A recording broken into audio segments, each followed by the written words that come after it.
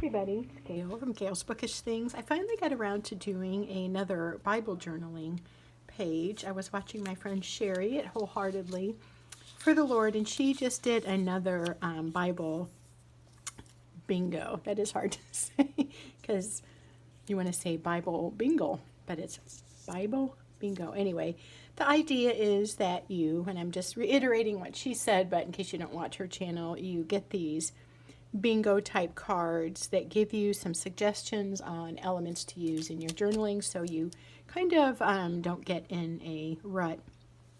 Like Sherry, I have a little pouch where I put all my bingo cards, if you want to call them that, in there. These are from Illustrated Faith and My Happy Space, and they're just printables that you can get.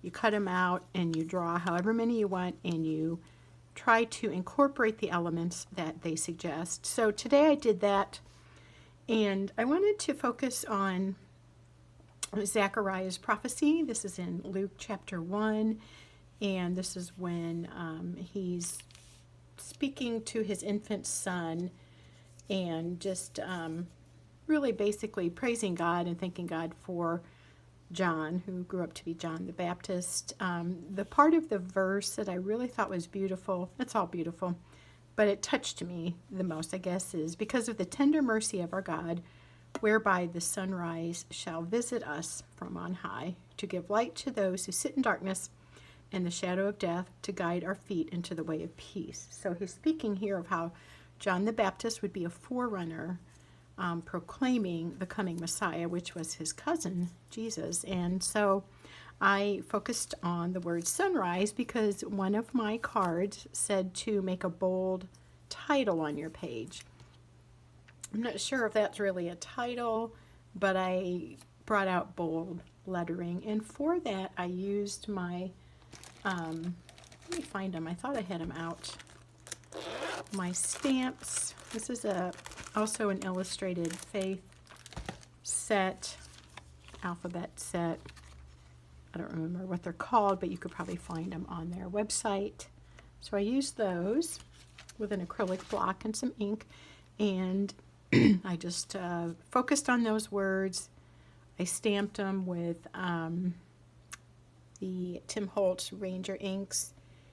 But before that, I put down gelatos. So I don't have gelatos, but this is the card I drew. So I used my version of, closest I could get, was these Neocolor water-soluble wax pastels.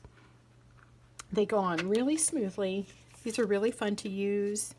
They have a nice gliding, just, it doesn't snag on the paper like a crayon might. They just glide onto the paper. You can use them dry, or you can add water to them. So I just used the yellow and orange and did these sideways things. It kind of happens as I do it. I don't plan out my pages typically. They just sort of emerge into whatever they end up being. But I did want to incorporate these elements. So anyways, I did the water-soluble Neocolors in this like ray type motion, maybe you could say, this slant. Then I stamped on with an orangish type color of my stamp pad things, the little ones I have. And I did sunrise, and I kind of staggered it so that the letters would all fit. But plus I think that adds movement to the page and a little bit of interest. The other card was to use hearts. So I used some of my heart stencils. And also these letters come with a heart single stamp. So most of these were the stencil, but then I did do a couple of the stamps. I added a few green ones, obviously, just for a little bit of contrast, because mostly I was using orange and yellow.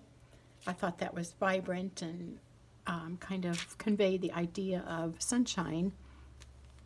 I did go back and use my gold Jelly Roll pen, and I think it was that, or it might have been my Pentel Sparkler, gold sparkler pen, one of those two, and outlined the letters so they would stand out a bit more than they do on their own because the background is so similar. And then I took a gray marker and just added some shadowing to help make the letters pop a little bit.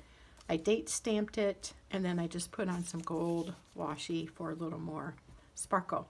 This page I had done, well, back in June of 2020, so it's been a while, but I wanted to kind of combine the looks since they are right together. Here I was also focusing on this prayer of Zechariah's and prophecy of Zechariah is how they have it designated there. And it was kind of fun that I wanted to do that here. So I just incorporated the same, more or less same colors. This was a lot simpler of a design. This is not complicated of a design, but still on the simple side, but a little more to it. Didn't do the butterflies here, but I did take the hearts that I was using here for the challenge and brought them over here. So maybe that kind of tied things together a little bit. Also adding this gold washi tape ties them both together. But it's kind of fun, you know, like a year and a half ago or whatever, this same passage had some meaning to me, and going through this in our various church lessons, classes, and sermons, these points have been focused on during the Christmas season, and it was just very beautiful prayer of his, and I just wanted to kind of commemorate that. So that's what I did. That is my Bible journaling. I haven't done this in a long time, and I watch Sherry, and I'm always motivated to get my stuff back out and focus on doing a page or two. I do enjoy doing it.